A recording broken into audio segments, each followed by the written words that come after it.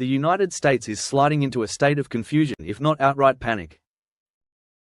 We don't need Canada. That line did not come from Donald Trump. It was spoken bluntly by the U.S. ambassador to Canada, Pete Hoekstra, delivered flatly on a radio broadcast without hesitation, without qualifiers, without euphemism. What makes the remark especially striking is its timing. It was made in the very week Canada signed landmark agreements with China. And on the same day Mark Carney arrived in Qatar to prepare for the next round of deals. This was not an expression of confidence. It was a sign of panic. The president of the US yesterday at the factory at Ford in Dearborn, and he says, we don't need their products. We don't need the M cars made in Canada. And he said it about so many Canadian product, lumber, steel, energy, you name it.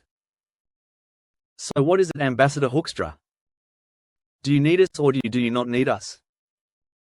Well, I think the key operative word is need. All right. No, we do not need Canada. Look closely at the sequence of events because the timeline here is decisive.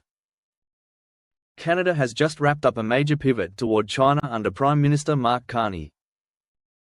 EV tariffs were sharply reduced. The canola tariff was eliminated. A visa-free policy was announced. And Chinese EV makers began turning their attention to Canada. Any one of those moves would be enough to unsettle Washington. But Carney didn't stop there. He didn't hold a victory lap. He didn't slow the pace. Instead, he boarded a plane and landed in Qatar, one of the wealthiest financial hubs in the world, to do something that would worry the United States even more: to court massive capital flows for Canada's infrastructure, energy and long-term growth. It was at that moment that Pete Hoekstra's tone began to change. When asked a very simple question whether the United States needs Canada, he didn't dodge it. He didn't soften it with diplomatic language. He answered plainly, no, we don't need Canada. But that phrasing wasn't a show of strength. It was a sign of a defensive posture, because ambassadors don't speak like that unless they can feel clearly that the ground is shifting. Hoekstra wasn't reacting to theory. He was reacting to real momentum. Canada is no longer asking permission, and that is exactly what worries him. This is the point most articles have missed. Hoekstra's remark isn't really about trade, it's about control. Because until now, Washington's leverage over Canada has rested on one core assumption. Canada believed it had no other choice. China has shattered that assumption, and Qatar is now threatening to finish what remains. So this is the first trip by a sitting Prime Minister in Canada to visit Qatar. How significant is that? Very important, because of course, as we understand, these Gulf states are Kashri Oliver set it up.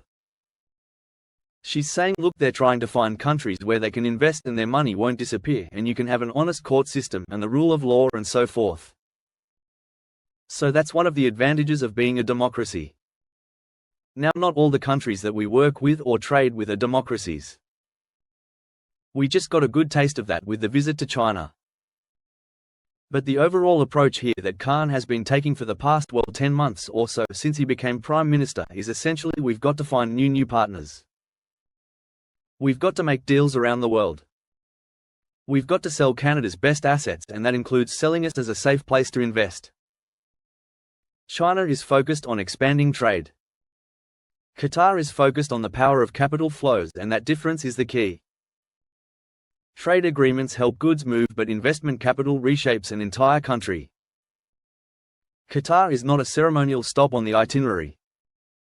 It is one of the most powerful investment hubs in the world, with a sovereign wealth fund worth hundreds of billions of dollars and a long-term vision measured in decades, not election cycles. When Mark Carney set foot in Qatar, he wasn't there to haggle over tariffs or quotas. He came to present Canada as a safe, stable and sustainable destination for global capital. From infrastructure and energy to transportation and strategic industries. This is the kind of investment that lays the foundation for growth across generations. And it is also the kind of money that is not shaken by short-term political turmoil. That is why this trip in one crucial respect matters even more than the visit to China. Because once capital has chosen a country, it does not leave easily. Well, I think that what he's doing is he's basically selling himself, selling Canada, and selling the ability to attract investment for big projects that he's already thinking of. We do have some of them already on the table, but you can imagine how important it would be for them to be able to say, okay, what if we invest in this high-speed railway? What if we invest in this new pipeline? What if we invest in these new projects in the north, these new infrastructures that are going in? We know we're going to get our money back. It's good for them, for their country, and it's good for Canada. Because we have access to large sums of money. It is precisely this sequence of developments that is genuinely unsettling Washington. China has demonstrated that Canada is no longer confined to a single path. Qatar has shown that Canada now has substantial financial backing behind it. Trade partners can shift with the times. Capital alliances, however, take deep root. When Gulf states begin to view Canada as a preferred destination for massive investments, that sends an unmistakable signal to the global financial community. Canada is no longer operating under the economic shadow of the United States, and American officials understand exactly what that implies. Once global capital is diversified, leverage loses its force. Tariff threats stop working. Bullying through trade no longer delivers results. Diplomatic outbursts are no longer enough to make markets reverse course. That is why the remarks by Pete Hora matter so much. They were not expressions of arrogance. They were expressions of anxiety. Because a Canada that is well capitalized, diversified in its relationships, and globally integrated is a Canada that cannot be coerced. And that is the scenario Washington was never psychologically prepared to confront. Yet it is precisely Donald Trump who made it unavoidable. For decades, the United States never had to say the words, "We don't need Canada." Canada was once seen as a pillar. Integrated supply chains, automotive manufacturing, energy, timber, automation. Trump shattered that structure by choosing threats over trust building.